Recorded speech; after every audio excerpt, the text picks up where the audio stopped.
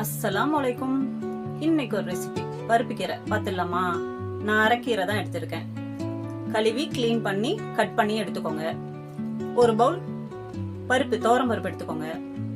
கொஞ்சம் தண்ணி ஊற்றிட்டு 3 தக்காளி பழம், பழுத்த பழம் எடுத்துக்கோங்க. 1 ஸ்பூன் குழம்பு மிளகாய் தூள், மசாலா தூள் எல்லாம் சேர்த்து அரைச்சது, 3 பச்சை மிளகா, சாம்பார் வெங்காயம் 1 கைப்பிடி. ஒரு மிக்ஸ் பண்ணிக்கோங்க. பெருங்காயம் 1 கட்டி, டைஜஸ்டிங்க்கு நல்லது 1 கைப்பிடி. பூண்டு எடுத்து ஒரு மிக்ஸ் பண்ணிக்கோங்க. எங்க அம்மா தான் கட் பண்ணிட்டு இருக்காங்க.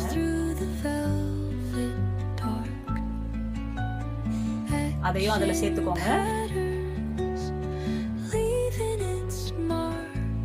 தேவையான தண்ணியும் சேர்த்துக்கோங்க. கெட்டியா வேணும்னா கெட்டியா, தண்ணியா வேணும்னா கொஞ்சம் தண்ணியா, உங்களோட விருப்பம் தான். போட்டு ஒரு மிக்ஸ் கொடுத்துட்டு தேவையான தண்ணி சேர்த்துட்டு குக்கரை மூடி ஒரே ஒரு விசில் வச்சுருங்க. ரெடி ஆயிடுச்சு. இப்போ பார்த்துக்கோங்க திக்னஸ் எப்படி உங்களுக்கு வேணும், தண்ணியாக வேணுமா திக்காக வேணுமா அதை செக் பண்ணிக்கோங்க. கல்லுப்பு, தேவையான கல்லுப்பு போட்டுக்கோங்க. அடுத்து ஒரு தாளிப்பு. ஒரு கடாயில் எண்ணெய் வச்சுட்டு 1 கைப்பிடி சின்ன வெங்காயம், 2 காஞ்ச மிளகா போட்டு ஒரு தாளிப்பு. நல்லா பொன்முருகல் ஆகட்டும், வேக விடுங்க. பொன்முருகல் ஆனோன்னே பருப்பில் சேர்த்துருங்க. சாம்பார் ரெடி. என்னோட சேனல் பிடிச்சிருந்தா சப்ஸ்கிரைப் பண்ணிக்கோங்க. தேங்க்யூ ஃபார் வாட்சிங்.